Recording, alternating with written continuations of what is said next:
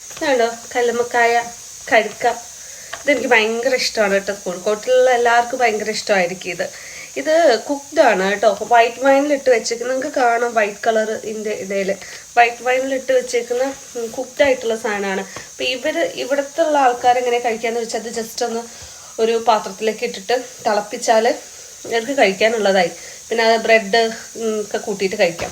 നമുക്കത് പറ്റില്ല. നമുക്ക് നമ്മുടെ സ്റ്റൈലിലുള്ള കുക്കിങ്ങേ പറ്റും. പാക്കറ്റിനകത്ത് വളരെ കുറച്ചേ ഉള്ളൂ കേട്ടോ. അത് നല്ല ചെറിയ കല്ലുമ്മക്കായാണ് ഉണ്ടായിരുന്നത്. ഞാനത് കോഴിക്കോട് ബീച്ച് സ്റ്റൈലിൽ കിട്ടുന്ന ആ ഒരു ഫ്രൈ ഉണ്ടാക്കാമെന്ന് വിചാരിക്കുന്നത്.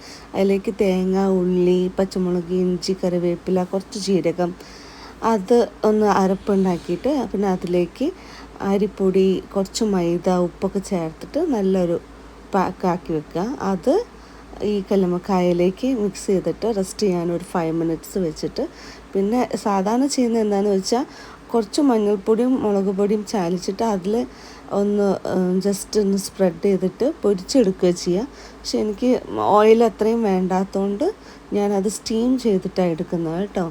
അത് ഉണ്ടാക്കി കഴിഞ്ഞപ്പോൾ തന്നെ കണ്ടു ഒരാൾ കട്ടെടുത്ത് കഴിക്കാൻ പോയി. ഞാനത് ചൂട് തണയട്ടെ എന്ന് വിചാരിച്ചിരിക്കുകയായിരുന്നു. പിന്നെ അതും ഒരു ഗ്ലാസ് കട്ടൻ ചായയും